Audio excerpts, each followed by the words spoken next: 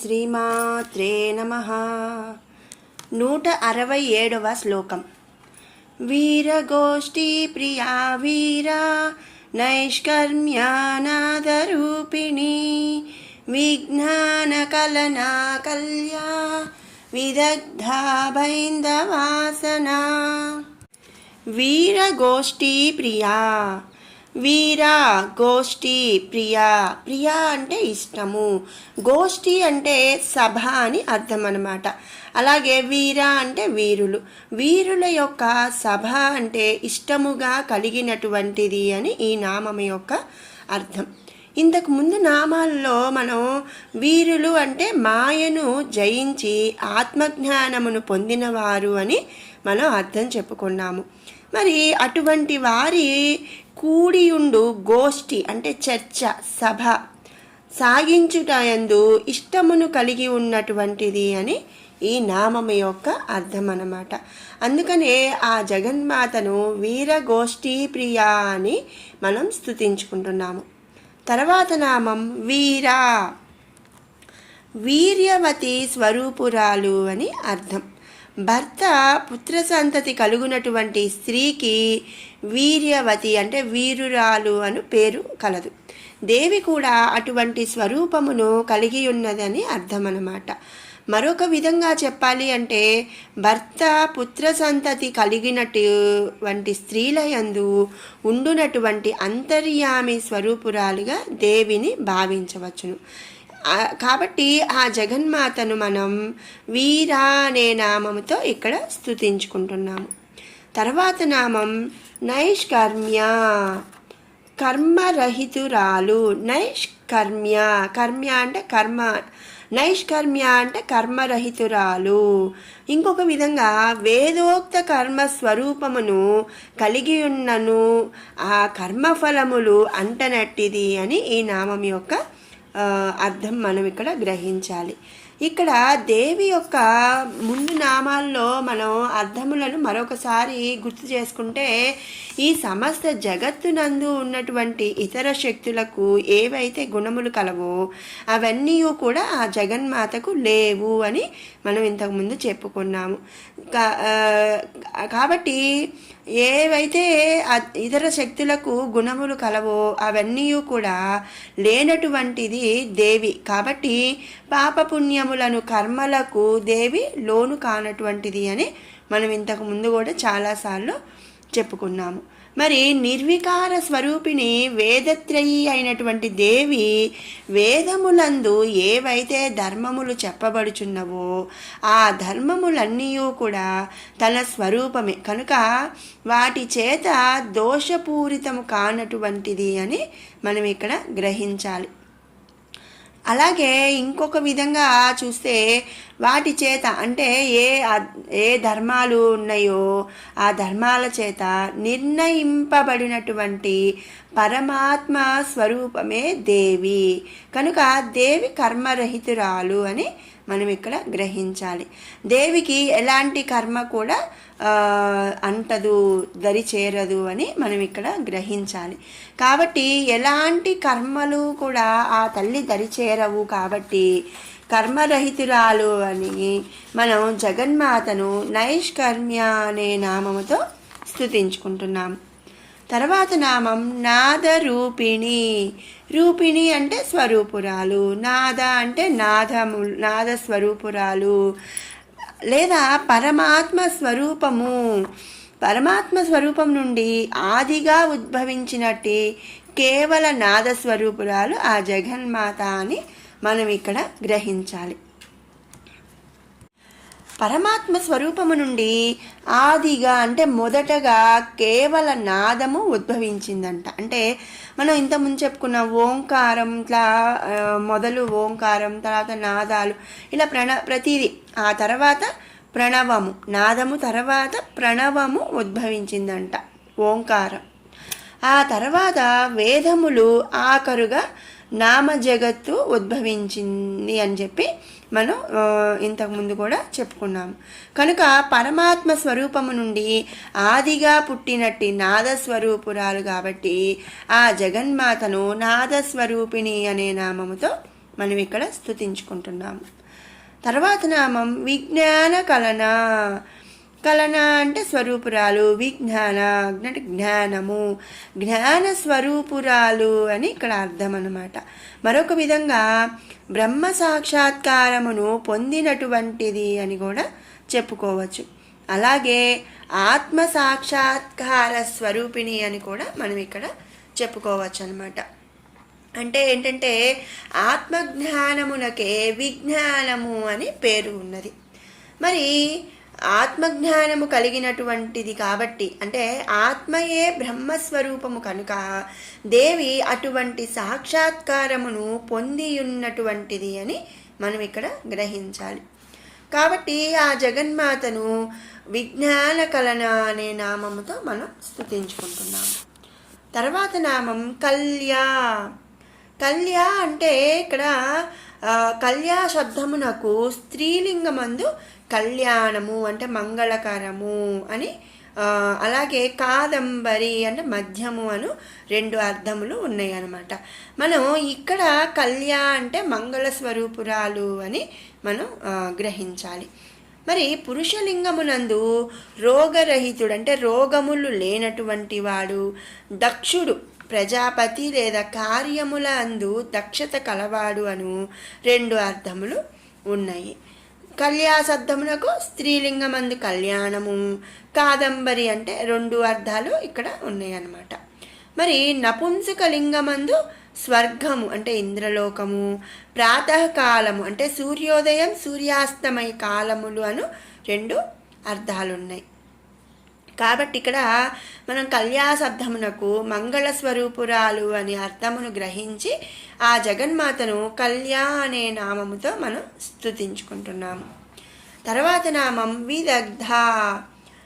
నేర్పు. విదగ్ధ అంటే నేర్పు కలిగినటువంటిది, అంటే విషయ స్ఫూర్తి. నేర్పు అంటే విషయ స్ఫూర్తి కలిగినటువంటిది అని అర్థం అన్నమాట.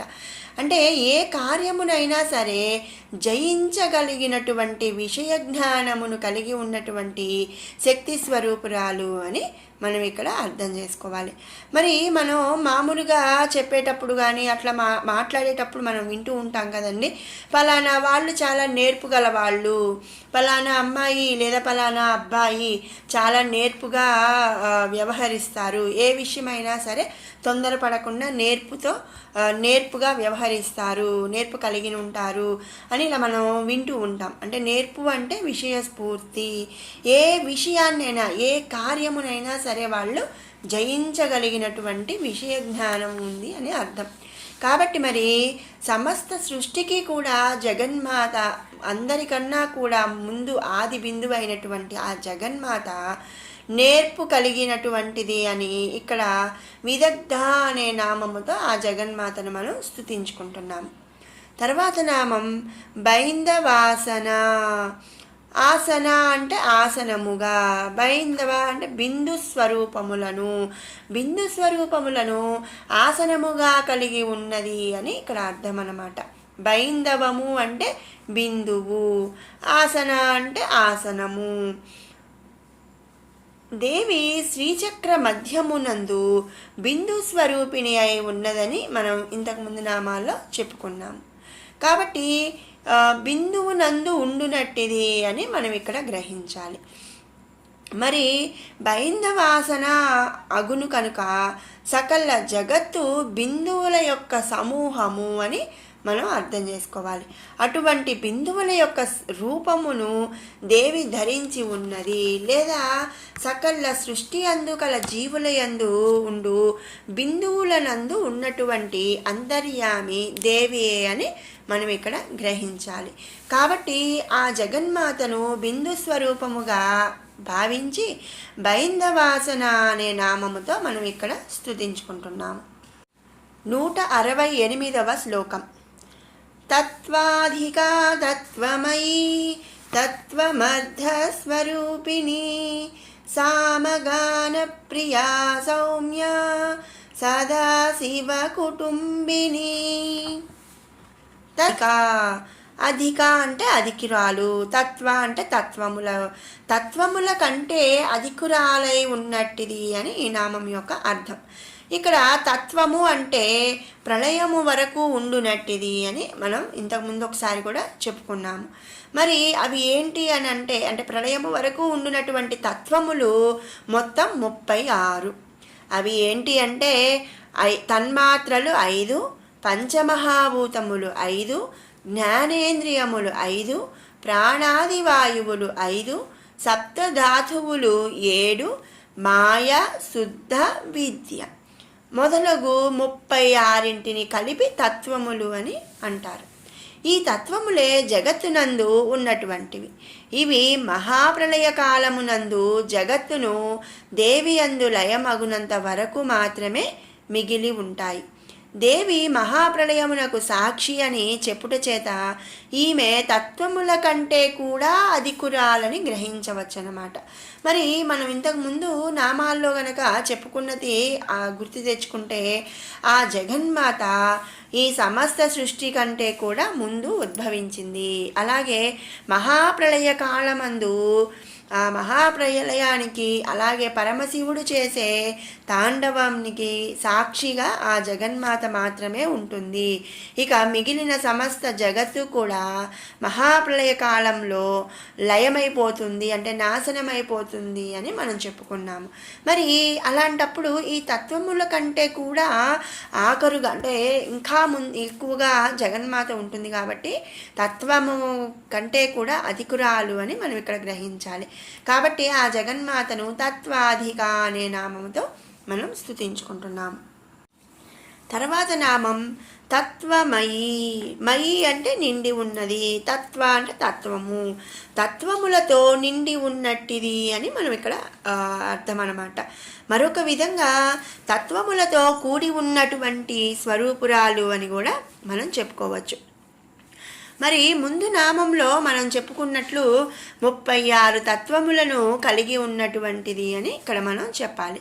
ఇక్కడ దేవి తత్వము కంటే అధికురాలు అనగా జయించినట్టిది. అధికురాలు అంటే ఇక్కడ ఏంటంటే ఆ గుణాన్ని కానీ తత్వాన్ని కానీ ఆ బాధ కష్టం ఏదైనా సరే ప్రతి దాన్ని కూడా దానికంటే అధికురాలు అంటే దాన్ని మనం జయించినట్టే. మరి అంతే కదండి. ఒక ఊరు అంటే ఇంతకుముందు రాజ్యాలు, ఒక రాజ్యం యొక్క రాజు ఇంకో రాజ్యాన్ని జయించాడు అనుకోండి, ఆ రాజు కంటే ఈ రాజు అధికుడు అని మనం చెప్పుకుంటాం కదా. అలాగా ఇక్కడ 36 తత్వాలను కూడా ఆ దేవి జయించినట్టిది, అధికురాలు అని మనం ముందు నామంలో కూడా చెప్పుకున్నాం. అయినచో మరలా తత్వములతో ఎట్లు నిండి ఉండును అన్న సందేహం మనకి కలగచ్చు. అది ఏంటి అంటే పరమాత్మ తన ఆత్మనందు లేస మాత్రము చేత ఆత్మను సృష్టించి దానికి ఆనందాది ఆవరణ కల్పించి సంసారమను మాయ చేత దానిని మోహింపచేసి జీవాత్మగా జగత్తునందు ఉంచాడు.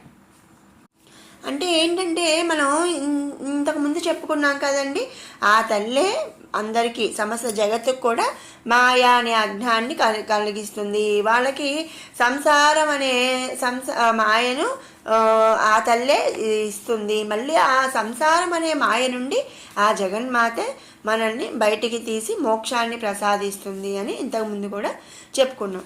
కాబట్టి ఏంటంటే పరమాత్మ ఏంటంటే తన ఆత్మనందు లేసమాత్రము చేత ఆత్మను సృష్టించి దానికి ఆనందాది ఆవరణ అంటే ఆనందాన్ని తన చుట్టూ ఆనందం అనే ఆవరణ కల్పించి సంసారమను మాయ చేత దానిని మోహింపచేశారు. అంటే కోరిక కలిగించి జీవాత్మగా ఈ జగత్తునందు ఉంచాడంట. అంటే జీవాత్మ అంటే మన మనుషులలో ఉండేది జీవాత్మ. మరి జీవాత్మ తత్వస్వరూపము అది పరమాత్మనందు లేస మాత్రము అయినటువంటిది అనమాట. కనుక జీవాత్మ స్వరూపమునందు 36 తత్వములను కలిగి ఉన్నట్టిది. పరమాత్మ స్వరూపమునందు జీవాత్మకు భేదమైనటువంటిది అన్న అర్థమును మనం ఇక్కడ గ్రహించాలి. లేదా ఆత్మతత్వము, శివతత్వము, జ్ఞానతత్వమును ఈ 3 తత్వములను కూడా కలిగి ఉన్నటువంటిది అని కూడా మనం ఇక్కడ గ్రహించవచ్చు అనమాట. కాబట్టి ఆ జగత్తును తత్వమయి అనే నామముతో మనం స్తుతించుకుంటున్నాము. తర్వాత నామం తత్వమర్థ స్వరూపిణి. తత్వమర్థ స్వరూపిణి. తత్ త్వం శబ్దములకు అర్థమును కలిగి ఉన్నటువంటి స్వరూపురాలు అని ఈ నామం యొక్క అర్థం అన్నమాట. ఇక్కడ తత్పరమునకు ఈశ్వరుడు, త్వం పదమునకు జీవుడు అని అర్థములు ఉన్నాయి. కనుక జీవునికి ఈశ్వరునికి కల అర్థమును వివరించినట్టి పరమాత్మ స్వరూపురాలు ఆ జగన్మాత.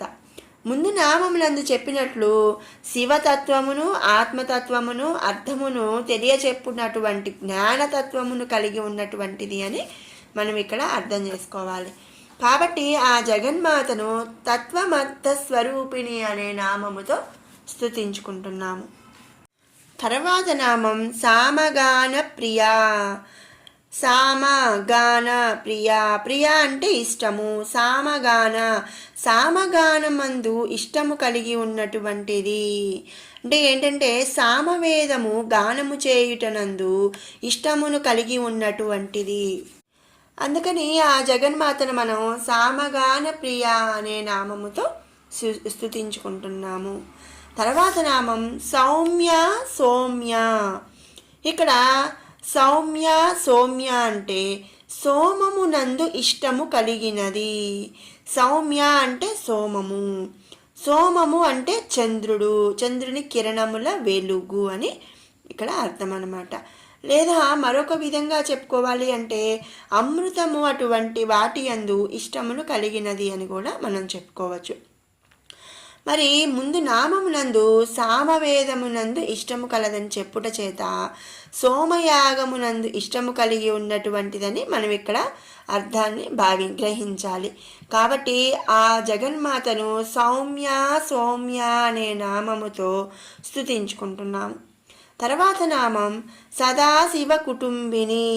సదాశివ అంటే సదాశివుడు, పరమశివుడు. కుటుంబిని కుటుంబురాలు, సదాశివుని యొక్క కుటుంబురాలు అని ఈ నామం యొక్క అర్థం. మరి సదాశివునికి కల భార్యల యొక్క స్వరూపములు కలిగినటువంటిది అని ఇక్కడ మనం చెప్పుకోవాలి. సదాశివునికి శుద్ధ విద్య అశ్వారూఢ శ్యామలాదేవి మున్నగు భార్యలు కలరు. ఆ రూపములన్నీ కూడా తన స్వరూపములుగా దేవి కలిగి ఉన్నది అని అర్థం అన్నమాట. కాబట్టి ఆ జగన్మాతను సదాశివ కుటుంబిని అనే నామముతో మనం స్తుతించుకుంటున్నాము. విన్నారు కదండి 167, 168 శ్లోకాల వివరణ. ఇప్పుడు 165 నుంచి 168 వరకు కూడా 2 సార్లు పారాయణ చేసుకుందాము.